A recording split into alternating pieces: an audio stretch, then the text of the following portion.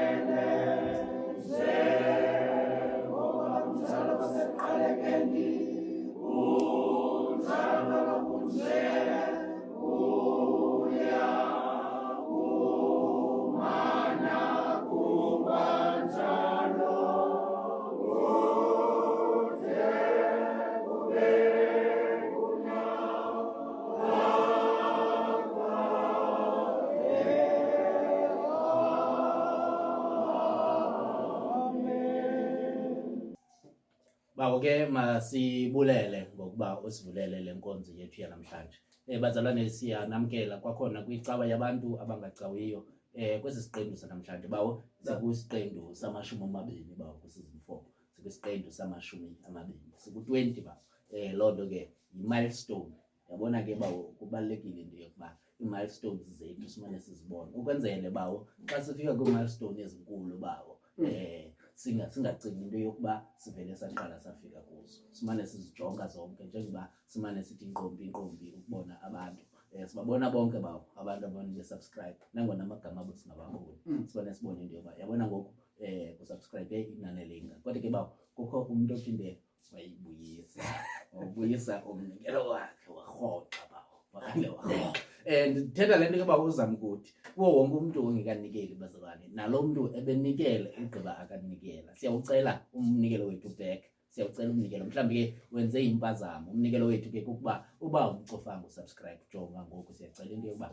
ujonge ngoku into yokuba ingaba usubscribe umcofile na uba ke awukamcofa usubscribe umnikelo wethu esimcelayo wokuqala apha kuwe kukuba ucofe usubscribe uze kuthi ke xa umcofile usubscribe kubantu bethu ke the usual ningalibali ukucofa like bazalwane ngoba le nkqubo lena siyenzele nina ningalibali ke nokucofa ushare ukwenzele abantu babone into yokuba icawa yabantu abangacawiyo into le ebukelwayo ibukelwa bade abazalwane bethu bayokuvela pha eradweni ngoko ke bazalwane ithi noko ivangeli siyazama ukuqhuba ibe khona nendawo ekubonakala kuzo umzalwane ke umnguni lo kwakunye noPikoko bebeseradweni kule veki pheleyo bemele icawa yabantu abangacawiyo ndiyayibona ke le into yokuba bebeyele inkonzo kodwa ke bebemele icawa yabantu abangacawiyo pha eradweni aba bantu benkonzo ke bebekhaphe bona ukwenzela babonakala into aba bazalwane noko bona bayakhonza bazalwane inkosi ke kubantu abanikeleyo bawo abantu basilindele phi bawo ngiyaqonda uba ngumuntu oyi-1 lo umane subscribe amane unsubscribe masumphigama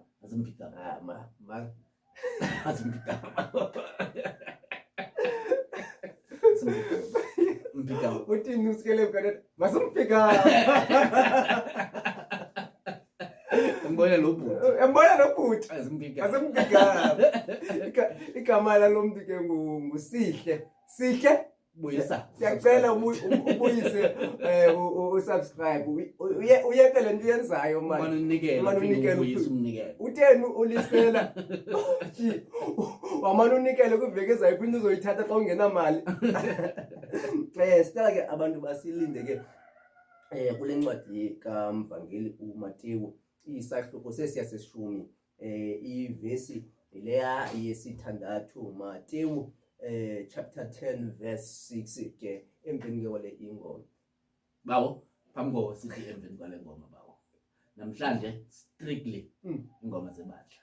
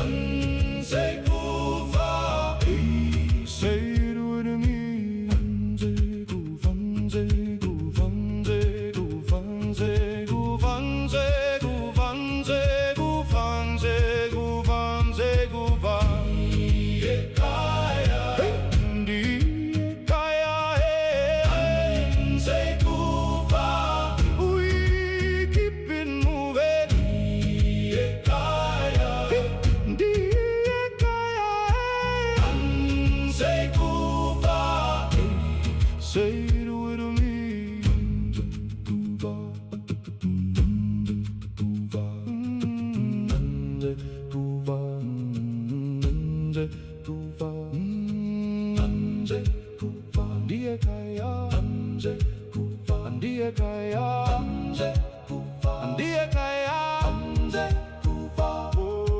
Ooh, let it ride. Ooh, let it ride. Ooh, let it ride. Hands in the air, we don't break now. Ndiye kaya Ansekufa. We keep it moving. Ndiye kaya Ansekufa. Say it with me.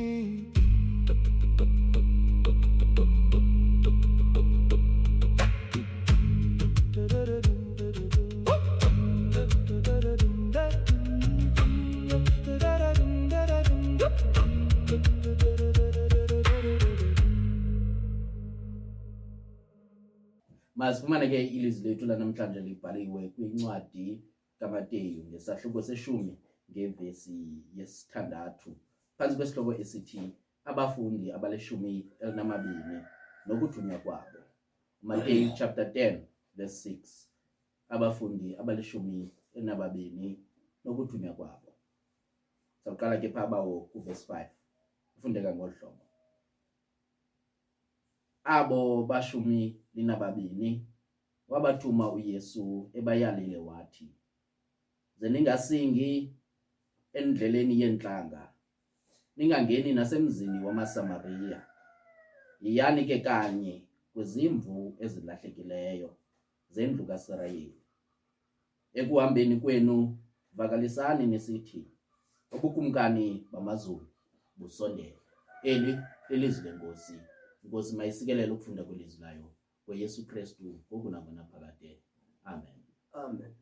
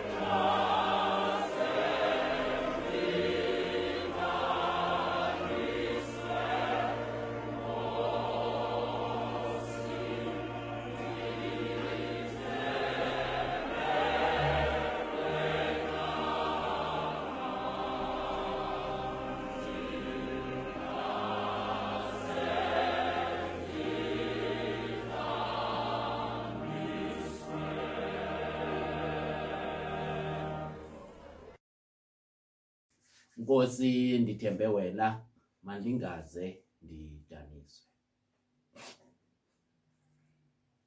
Bazalwane ke lapha kuMateyu ngesahluko seshumi ngevesi yesithandathu. Lesiqaleke kule ayesihlanu. Yani ke kanye kwizimvu ezilahlekileyo. Bawo andazi zawuzama ukukhawuleza kangakanani kodwa eyona nto endinqwenele ukuyithetha namhlanje kukuba uThixo isipho sakho yasazi. Kodwa ke ngoku kuthiwa umsebenzi wokuqala uma uwenze ngesi sipho usiphiweyo sisebenza apha ekhaya. Uthi pha ngentla ninganqami ukuya kwintlanga ngoba bawo ilishwa lethu lelokuba abantu esikhula nabo kanye abantu basekhayeni sebeyiqhelile lento siyiphiweyo nguThixo. Kunjalo nje bayayazi ababoni into intsha. Amathuba amaninzi abantu abanesipho bawo iba ngabo abokugqibela ukuziqaphela into yokuba lento bayiphiwe, babe abantu apha around bona beyazi into yoba kudala wabanje lo mntu kodwa yena kube ngona ziqaphelayo into yoba ingangathi ndiyakwazi ukuyilungisa into ngendlela ethile. Kunjalo nje idibane iyondelelane ide yokuphuma ngapha. Abantu abanesiphiwo bawo iba ngaba bokugqibela ukuziqaphela. Yiloo nto ke ufumaniseke into yoba kulula umntu onesiphiwo into yoba akhawuleza ubaleke ekhaya ngoba ingangathi ezi zandla kaziqhwatyelwa msinya. Kodwa uthi uThixo okanye uthi uYesu kwaba bafundi, ebafundini ndiyanazi izinto eniziphiweyo, ningakhawulezi niye kubantu bentlanga, bantwana bahle bakaThixo, kodwa qalani apha ekhaya ngoba abantu balapha ekhaya balahleke bezazi izinto niziphiweyo. Mhlawumbi ungoyena mntu mnguni olungisiweyo into yokuba abantu bakowenu babuyiswe nguwe ngoba uThixo uyasazi isiphiwo sakho ebengenawuthatha umntu wangaphandle ongabaqondiyo aba bantu. Abanye babazalwane babe engabalobi bentlanzi. Wathi uYesu kubo, nina ndiza kunenza abalobi babantu. Uzawuthatha lento oselunayo uThixo athi yisebenzise kwalapha ekhaya. Mhlawumbi amakhaya walungi bawunguni ngenxa yokuba izinto abantu abaziphiwe nguThixo abazisebenzisa apha ekhayeni bafuna ukuya ngaphandle ukwenzele bafumane ihlokondiba elizawuqhwaba izandla kuvakale. Kunjalo nje kude kubizwe nabanye abantu into yokuba izanobukela babantu azange sababona abantu abanje, babe abantu abakubona ukhula nayo lento besifa besafarisha kwindawo abakuzo bedinga into yokuba ibe nguwo barhuqa baye ngaphambili okanye bahambele phambili nekhaya lakho likwazi ukuma. Bantwana bahle bakaThixo, namhlanje uthi uThixo isiphiwo sakho sesakho. Kunjalo nje uyayazi loo nto uThixo, akudingi into yokuba uyobonisa abanye abantu qala. Bantwana bahle bakaThixo, namhlanje kuzothiwa abantu basekhaya balahlekile, kudingwa wena. Bazalwane, mhlawumbi bamnguni amabandla ethu aqhekeke nje kungenxa yokuba sithi sesingaphakathi sihambe uyokukhangela abantu ngaphandle abaza kusiqhwabela izandla. Abantu bangaphakathi bona bashiyeke besifa. Abanye mhlawumbi basifana indlala le, kodwa abantu bakhona ngaphakathi neziphiwo abaziphiwe nguThixo. Bazalwane, mhlawumbi sivuyela abantu bangaphandle abane bangene ebandleni. Bantwana bahle bakaThixo, simane sivuyela uhlanga lusiza luzokugcwalisa endlini ngaphakathi, kanti abantu abangaphakathi bona baphumela ngaphandle. yani kanye bazalwane, yani kanye nina nithathele lonto kanye nina nibizele lonto kuThixo. Niyakwazi ukuthetha naba bantu kunjalo nje ilanguage lenu iyadibana nodibana. Bantwana abahle bakaThixo, mhlawumbe ingxaki yethu sifuna ukutshintsha bawumnguni, singayithethi into ebesikade siyithetha nabantu esikhule nabo, kuba ngoku sithi sidibene noThixo. Uthi uThixo aba bantu yabazi, qhubeka ngale ndlela yakho.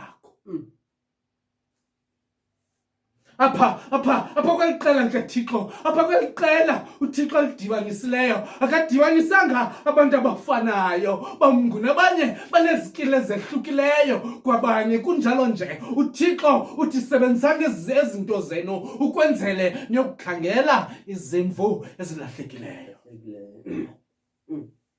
Obamnguni asikwazi ukufana kuba sithi thina siqhuba le nkqubo sobabini. Asikwazi ukufana ngoba indlela yethu esikhule ngayo, ewe kona sikhule ngingqinenye, kodwa indlela esikhule ngayo ayifani nendlela izinto esizibona ngayo. Bantwana abahle bakaThixo, ayizufana. Ngoko ke asikwazi ukufana. Abantu basekhaya baziwa ndim, abantu bakowenu baziwa nguwe. Ngoko asikwazi ukulahleka izimvu zakowenu abuThixo ekuphe iziphiwo.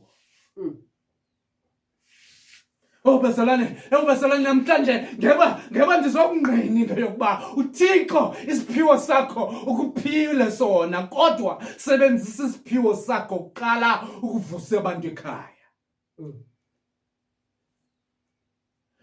Mhlawumbi bamnguni asidingi bantu bolunye uhlanga. Bamnguni mhlawumbi asidingi abantu bangaphandle into yokuba bazokusivusela amakhaya ethu, kodwa sidinga aba bantu sele bengaphakathi basebenzisa isiphiwo abasiphiwa nguThixo ukuvusa ikhaya lethu.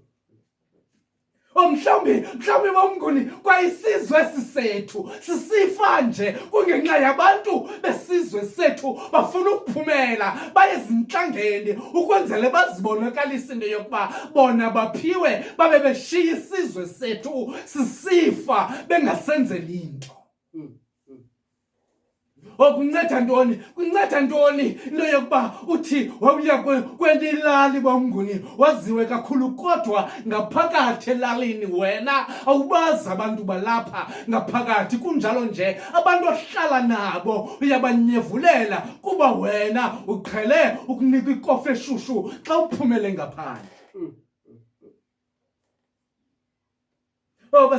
Bazalwane mhlawumbi le nto lena yokuhlonitshwa kakhulu ngabantu bangaphandle isibangele salibala ne-values ezincinci zasekhayeni, into yokuba umntu xa emncinci kunabanye kumele uba yabahlonipha nokuba ntoni. Bantwana abahle bakaThixo, ngoku abantu bakhawuleza baphume emakhayeni kuba befuna ukuqhwatyelwa nangabantu abadala. Alibali umntu into yokuba ezi ndawo kuzo ngoku emane ethathwa etotoswa abekwe phambi kwabantu kuthi akababonise laa nto umntwanam udla ngosibonisa yona apha endlini. Umntwana abengafuni ngelo xesha, kodwa amane eqhwatyelwa izandla kancinci, azilibale ezaa zandla zazizibini eqhwatyelwa ekhaya. Ngoku zilikhulu ngaphandle, ikhaya life ngenxa yokuba wena ujonga izinto zolunye uhlanga. Yani ke kanye kwizimvu ezilahlekileyo. Bazalwane, amakhaya ethu awazi uvuswa ngabantu bangaphandle. Amakhaya ethu abantu bangaphandle bazawufika bawaxuthe. Bantwana abahle bakaThixo, sasikhe sayibona musi into yokuba iyaxuthwa into ngumntu wangaphandle, ayithathe ayenze yakhe, wena ushiyeke uthe shwamnci ungazazi uzawubheka phi ngoba unayo nemali yokuphuma ngaphandle. Bantwana abahle bakaThixo, ngoko ke kufika ixesha lokuba sikhumbuzane into yokuba abona abantu esibadingayo ngaba balapha ngaphakathi endlini. Yani ke kwizimvu ezilahlekileyo abantu bawumnguni bayaliyeka ikhaya life kodwa banawo amandla okuluvusa. Abantu bayaliyeka ikhaya liphele bantwana bahle bakaThixo kodwa banikiwe amandla nguThixo into yokuba bangalimise likhaya. Ifika umuntu lo onamandla bawumnguni esithi okukwamkumakhulu lafa ikhaya lam, ibe kanti ungoyena muntu oyibonayo loo nto. Abanye abantu abakayiqapheli kodwa ngenxa yokuba wena ucinga into yokuba amandla akho amele ukusetyenziswa ngaphandle, uliyeke life ikhaya. Ndoyika bawumnguni into yokuba abuye uThixo athi la mandla bendiphe wona, kutheni ikhaya lakho waliyeka life?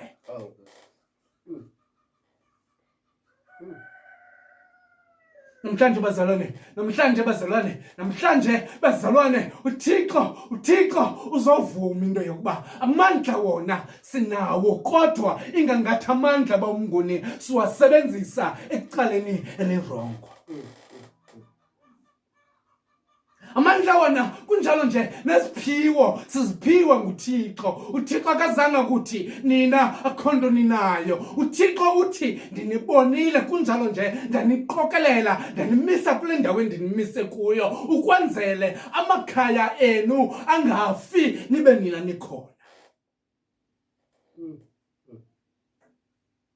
Bazalwane, abantu abazalwa ngumuntu omnye abasazani ngenxa yokuba umuntu onamandla akafuna ukuphakama adibanise ikhaya lakhe. Bantwana bahle bakaThixo, hayi mna ingangathi ndiphucuke kakhulu bazamtsalela ezantsi kodwa uThixo zonke iziphiwo uzibeke wena ukuwe bantwana bahle bakaThixo ukwenzela ngexesha elifanelekileyo udibanise ikhaya lakho. Salukuya kwintlanga kodwa yani kanye kwizimvu ezilahlekileyo. Mhlawumbi bazalwane abanye abantu kumele abaphume endleleni ukwenzela uThixo aveze isiphiwo sakho so ukwazi ukudibanisa abantu.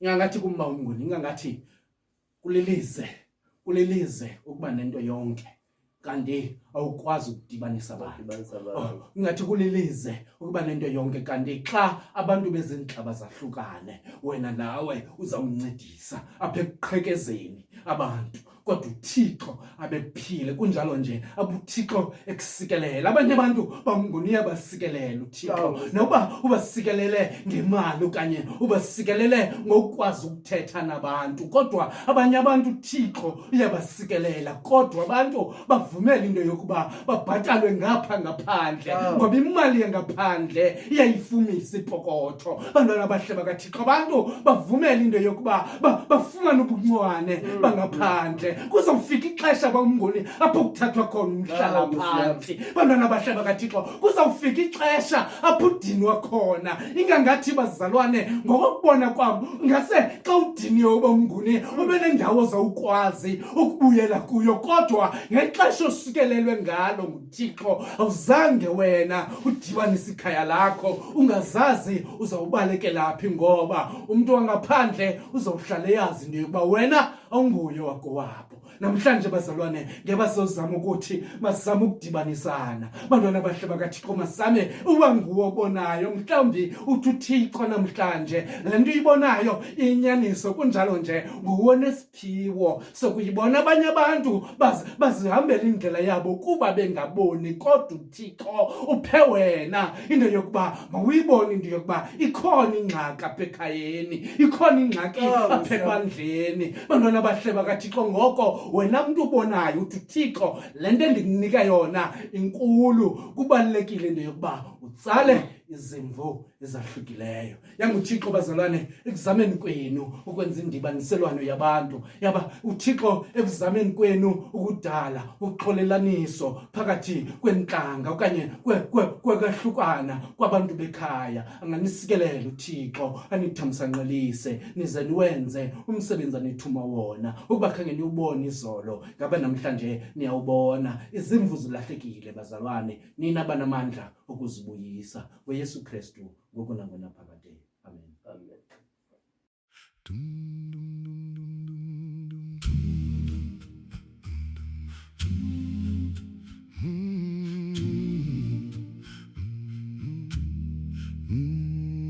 Gcina umoya wami, oh moya wami, oh moya wami, oh moya wami. Gcina impilo yami, wempilo yami, yempilo yami. Uzugcina impilo yami, gcina umoya wami, moya wami, oh moya wami. Uzugcina umoya wami, gcina impilo yami, impilo yami, impilo yami. Uzugcina impilo yami.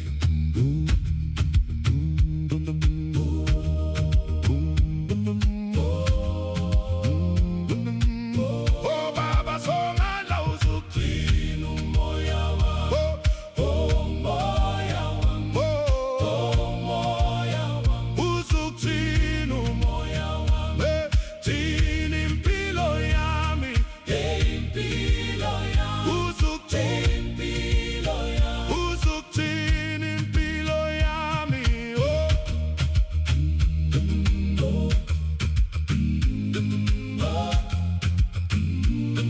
Oh Baba Somandla, oh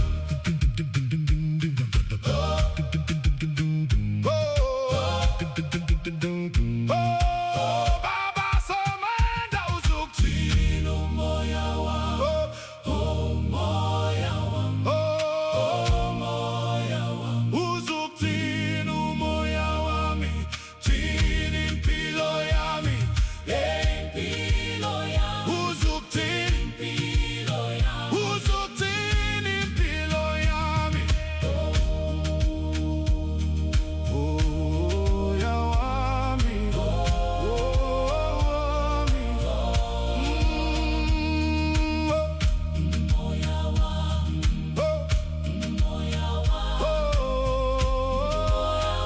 uzugcina umoya wami.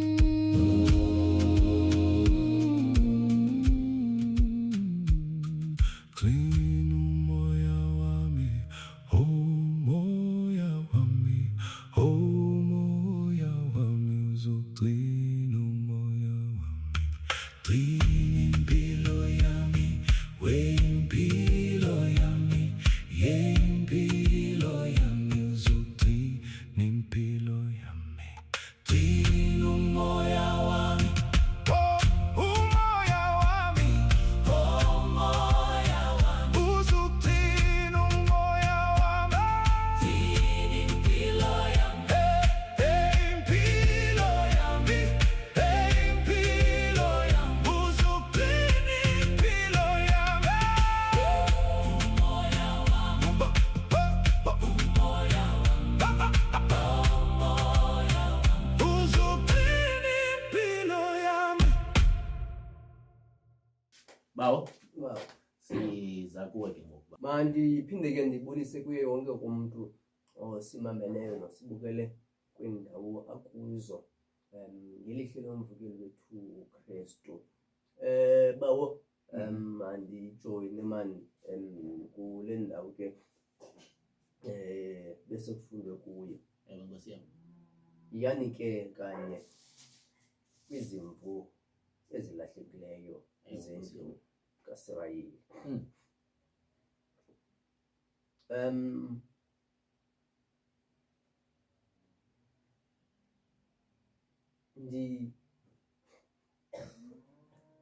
Nqwenela ke mhlawumbi ukuthi Ewe tata.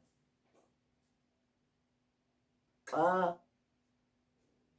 abantu befuna ukuncedwa nguYesu, Ewe bawo.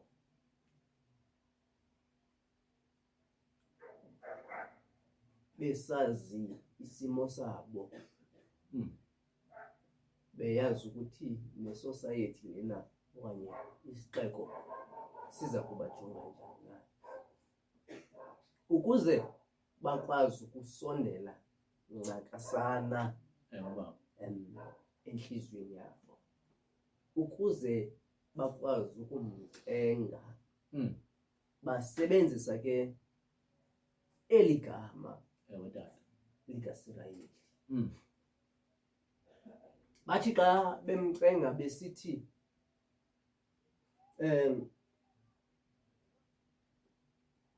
uYesu wakaSirayeli okanye Yesu nyana kaDavide senzele inceba. So ikhona ke mhlawumbi unxibelelwano okanye unxumelelwano phakathi kukaThixo nesizwe sakaSirayeli. Ewe baba. Ngesesiya athe ndizile ke ndizokunihlangula. Ewe baba. Kodwa sisazi nje isizwe sakaSirayeli siyathanda ukulahleka. Ewe baba. kuThixo.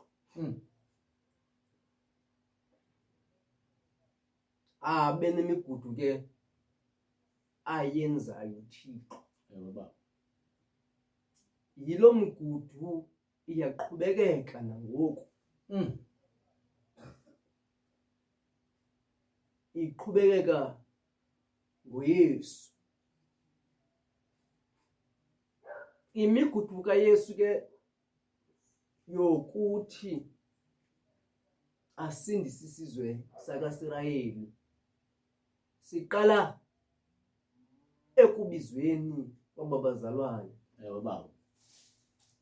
Ofunayo ukundilandela Nkosi yami. makawuthwale umnqamlezo wakhe andilandele. Ndilandeleni ndiza kunenza abalobo babantu.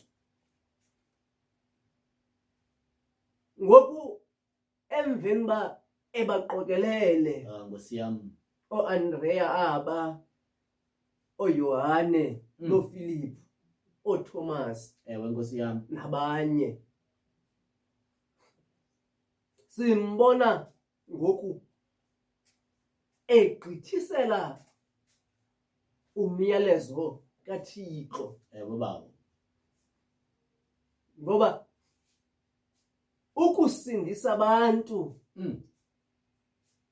ayingomsebenzi womuntu omnye kodwa sakubizwa. Ewe baba. Sisinde nathi. Ewe Nkosi yami.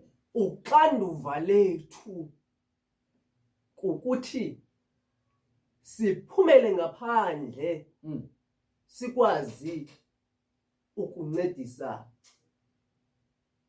uYesu uThixo ekuqokeleni abantu bakhe. Ewe Nkosi yami. Kwenziwa ke into enjalo abaxeleleke nezinto ekufanele ukuthi bayazenza. Ewe baba. Xa bephuma beyoqokelela abantu bakhe. Ewe Nkosi yami. Ndiyanqwena ke umhlawumbi xa sidibanisa imini yabantu abatsha. Ewe baba. Nemini yootata. Ndisithi ontanga bethu. Ewe Nkosi yami. Ontanga benu thina sesisindile ekreleni. Ewe Nkosi yami.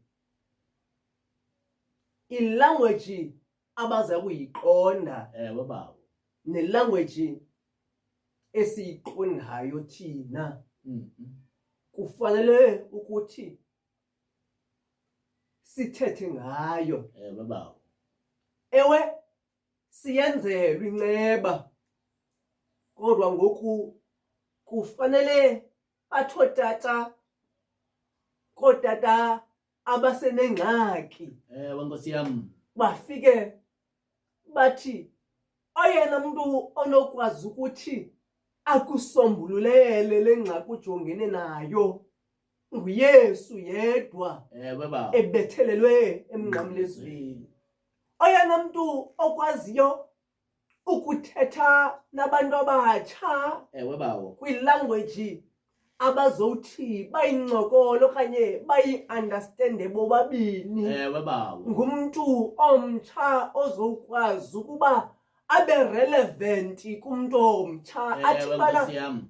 ubona nje bantwana bahle bedinga andinanto mna Ewe okanye bawo. nam bendiqale andabi nanto Ewe Nkosi yam. kodwa yasuka yahambeka indlela ndizowuthi apha ekuxakekeni kwakho okanye ekungabi nantoni Nkosi kwakho yam. ndizokukuxelela ukuthi iyahambeka indlela kodwa inye into esotayo ebomini bakho kukuthi usondele kuThixo. Ewe, Nkosi yam. Kakade mosi asithunywanga kwaba sihleli nabo okanye asithunywanga kwaba balishumi elinabini. Ewe, Nkosi Bana yam. bahle bedinga asithunywanga kwaba bana bahle bedinga umnatha sebabambile Ewe, kodwa bawo. sithunywe kubantakwethu abangaphandle Ewe, Nkosi yam. sithunywe koodade bethu sithunywe kootata bethu bootata Ewe, sikwazi Nkosi yam. ukuthi xa sihlele ebuhlanti sithe nqwadalala babahle bedinga kutyiwe izinto zabantu babahle bedinga ukwazi ukuthi nokuba babahle bedinga unuka umphando njalo Ewe, nokuba bawo. unebhabhalaza unjalo Nkosi kodwa yam. ngomso uyafuneka etyalikeni Ewe, bawo. babahle bedinga uThixo ukuthanda unjalo Njalo, Nkosi babahle yam. bedinga aphakame liphakame ixhego lincokolelwa lelinye ixhego babahle bedinga umntu ozokwazi ukuthi abize abalobi babantu Ewe, Nkosi babahle yam. bedinga ngumlobi Ngumlobi babantu wabantu. akwazi ukwenza nemizekelo erelevant emlobeni wabantu abone ukuthi thini uThixo akamcekisi umntu Ewe, Nkosi babahle yam. bedinga umntu ozokwazi ukuthi akwazi ukuncokola nomntu wakaSARS nguMatewu Ewe, Nkosi yam. engumbuthi Umbuthi wakarhafu werhafu. babahle bedinga ngoba uyayazi ilanguage relevant kwaba bantu babahle bedinga Ewe, Nkosi akwazi yam. ukuthi nomntu ebecinga ukuthi umbuthi werhafu lona Awu Nkosi babahle yam. bedinga akakwazi ukuthi aqolelwe izono zakhe nguYesu abone ukuthi thini uYesu nguYesu oqolelayo Oqolelayo, babahle bedinga Yesu wakufika kuye akho nto aza kukubangisa Ewe, yona baba. babahle bedinga umntu mhlawumbi okwazi ukuncokola nabantu bebhola babahle bedinga ngumntu ebekhe wakwazi ukuyidlala ibhola babahle bedinga ngoba uzokwazi ukuthi ababahle bedinga akwazi ukuthi enze imizekelo erelevant Ewe, baba. babahle bedinga ngoba ebeyile ekhempini ebekhe wazifumana injari babahle bedinga ebekhe mhlawumbi akaba nazo izihlangu zokudlala ibhola akwazi ukuthi ancokole ncakasana umntu ozokwazi ukuthi mhlawumbi ngamanye amathuba akwazi ukuthi akhuphe aba bazalwane babahle bedinga kwiziyobisi bawo. ngumntu ebekhe wagqitha Ebekhe wazibona, bawo. babahle bedinga athi bana noba umntu ebesefuna mhlawumbi ukuziyeka iziyobisi kungakwazi kodwa lona uzokwazi ukuthi abe Nkosi yam. ngapha athi bana nam bendithanda kuyo le ngxaki Awu, Nkosi yam. ndakwazi ukuthi ndikwazi ukuhambeka iza kuhambeka le ndlela kodwa into inye kufuneka kubekho uYesu eqaleni kwakho baba. ozowumane ekunqwanqwadi ewe singabe sibiziwe kodwa kwizindlu zakaSirayeli Ewe Nkosi yam. sibizelwe kwabo balahlekileyo bezindlu zabasirayeli. Nkosi yami. Izimvu zikaThixo zidinga dini, sidinga thina. Hayi sisike sizibethe thina. Baba. Sisike sithi sazibona senzelwe inceba nguThixo. Sizibone ngathi sibhedele kunabanye abantu. Ngoba xa sime emaqongeni thina sisithi nina ningaboni ndimuntu obhetere, umuntu okwazi ukuncokola noThixo. Kodwa bedinga ufuna bedinga singene kubo sikwazi ukuthi umhlambi ukuba imvu isedakeni sikwazi ukuthi singene nathi edakeni sikhuphe imvu. Kufuneka emveni mala sikhuphe sihambe siyokuhlamba sonke. Bedinga ukuba ingene ekholweni ngenhloko nawe ungene apho uqhaqhabule ameva apho. Bedinga ngoba sithunywe kanye ukuthi siyokulungisa ezo meko zinjalo. Ingangathi uzama ukusikhupha kwi-comfort zone yethu. uYesu akathumanga umhlambi esinye isizwe ukuthi siyokuqolelanisa bedinga okanye siyokubiza ezi zimvu. Kodwa uthumele umSirayeli komnye umSirayeli. Asidingi mChina ke bedinga, singamdingi nomIndia, singadingi neNdiya kwelinye ixesha ukuthi bedinga sikwazi ukuthi sazi uYesu osindisayo. Kodwa sidinga umuntu wethu ame phambi kwethu asixelele, umuntu ophilileyo, umhlambi nesizathu esibanga zazikhona ezinye izinto ezazinokusetyenziswa ukuthi sibone uYesu umhlambi esindisa abantu bakhe. Kodwa kwakhetha ukuthi abe ngumuntu phakathi kwabanye abantu, akwazi ukuthi aphile phakathi kwabanye abantu, akwazi ukuthi ahambe enyaweni likamnguni, akwazi ukuthi ahambe phezulu okanye enyaweni lakho mphulaphuli osimameleyo emakhaya. Athi bana bedinga umhlambi xa umnguni okanye wena mphulaphuli ungenanto ugodola ayazi i-experience yokugodola. Bedinga umhlambi ke nathi bedinga xa sibheka ngoba besikhe sazifumana ezinye izinto sizokwazi ukuthi sincokole ngcono nabanye abantu bakhe. Nkosi yami. Sikwazi ukuncokola bhetere. Intshumayelo zethu okanye intetho zethu Nkosi yami ingabe izintetho ezilimaza abantu. Baba. Ingabe izintetho ezingakhuthaziyo. Baba. Ingabe izintetho ezingenathando. Nkosi yami. Ngoba sithe nathi sidinga ukukhuthazwa.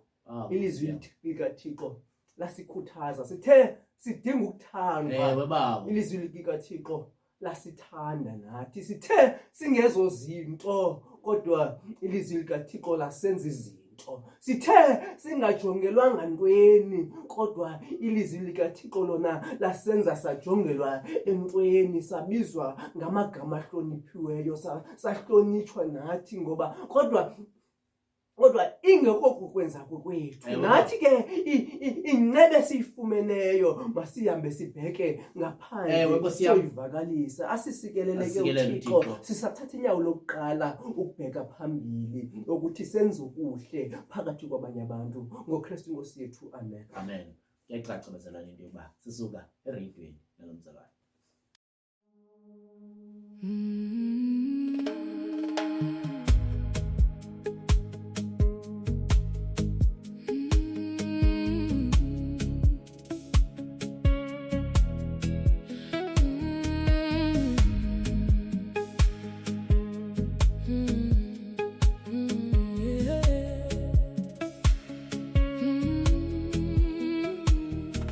Gilele phansi iphelelwa amandla, izinyawo zami ziyathuthumela, inhliziyo yami ibize wena, isemaphethelweni ngibambezeleke emoyeni. Baba ngiyakhala kuwe, ngisindise namuhla. Yivu moya wami, yivu kukhala kwami, anginawo munye, inqike kuwe. Ndiqine bawo, ndiqine bawo, ndiqine. Yivu mthandazo wami, yivu mthandazo wami, ndiqine bawo, ndiqine.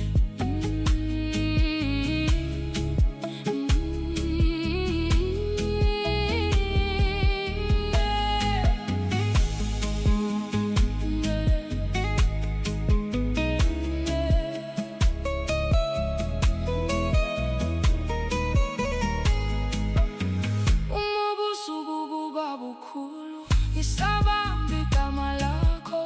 Uma izinyembezi zingapheli, ngisabheke esandleni sakho. Angifuni ukulahleka, angifuni ukuphuma endleleni. Bawo ngisondeze, ngisondeze kuwe. Yivu moya wami, yivu kukhala kwami, anginawo munye, ngiqike kuwe.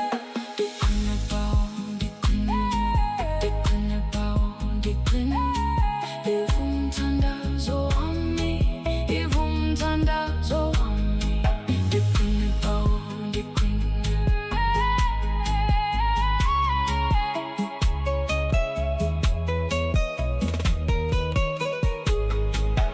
Nangiwa ungiphakamise, nangiyadlela ungibuyise.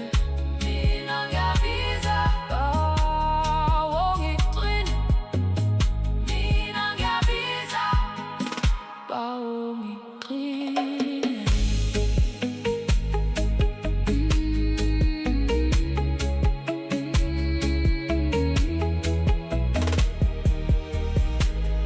Ndiqine bawo, ndiqine, ndiqine bawo, ndiqine. Yivu mthandazo wami, yivu mthandazo wami, ndiqine bawo, ndiqine, ndiqine bawo, ndiqine,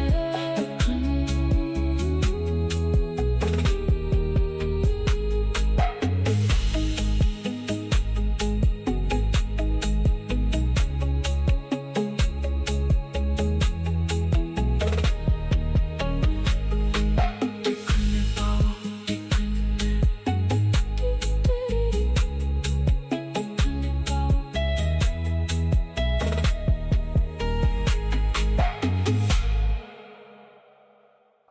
Bawo, Bawo. masinikele bawo.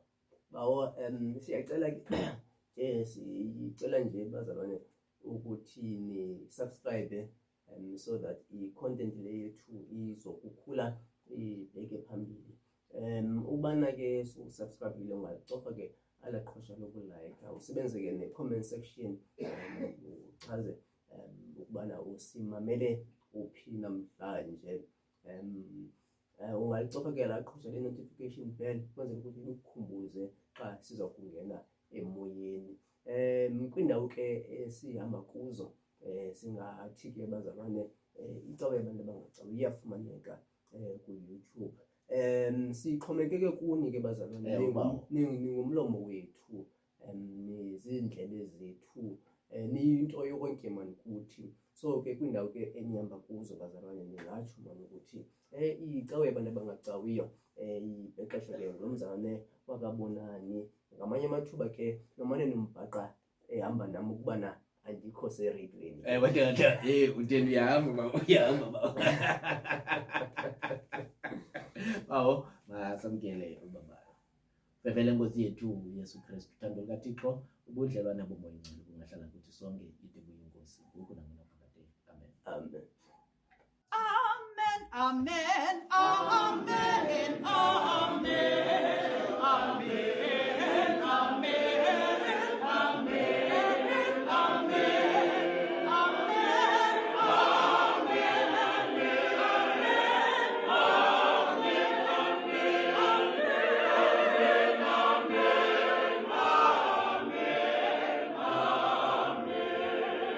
Uba ubuyile ecaweni licawa besiyenzele wena, ukuba khange uye ecaweni nguyena mntu esiyenzele yena licawa. Masibulele bazalwane kumntu wonke osibukeleyo kwade kwaleli thuba. Sibulele bazalwane kumntu wonke oye wasimamela kwade kwaleli thuba, kwiindawo zonke ebenisibukele nikuzo nakwiindawo zonke ebenisimamele nikuzo. Sibulele bazalwane ngokukodwa ke phaa kumhlobo wenene ngokhosta lo mzalwane kunye nomzalwane uPeacock nabazalwane ebebehamba kunye naye kule veki ipheleyo. Siyethemba ke bazalwane ukuba nangomso ke nizawuphinda nibameme bazalwane ngoba babemele thina apho. Enkosi kakhulu bazalwane kubantu bonke ke abebukele icawa yabantu abangacawiyo. Masiphinde sidibane kule veki zayo ngentsimbi yesihlanu apha ku-YouTube ngecawa. Le yicawa yabantu abangacawiyo. Ningalibali ukuthandaza uThixo, thandazeke babayeni babayeni nereyido. enkosi. Ngokugqibela siphuma kanje.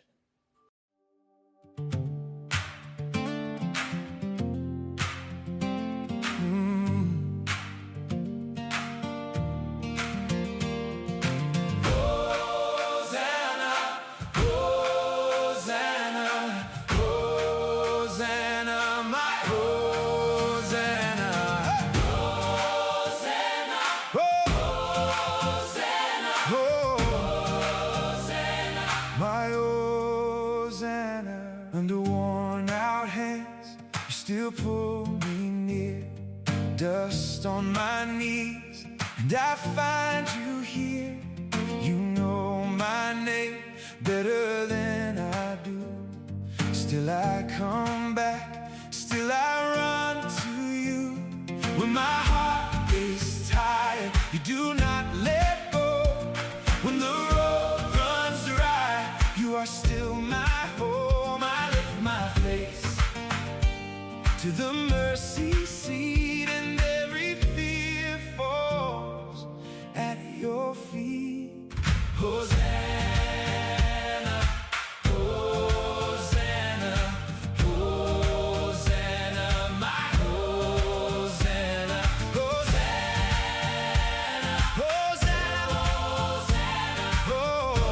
Hosanna, my Hosanna, my Hosanna,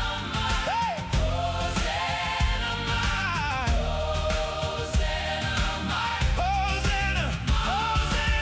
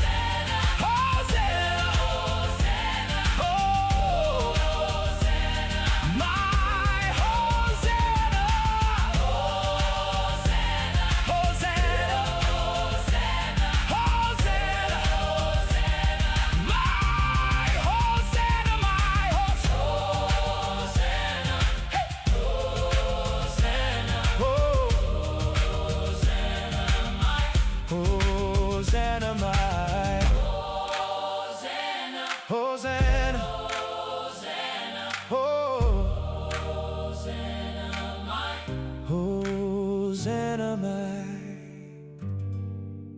Bawo Singaphaya kwelwandle.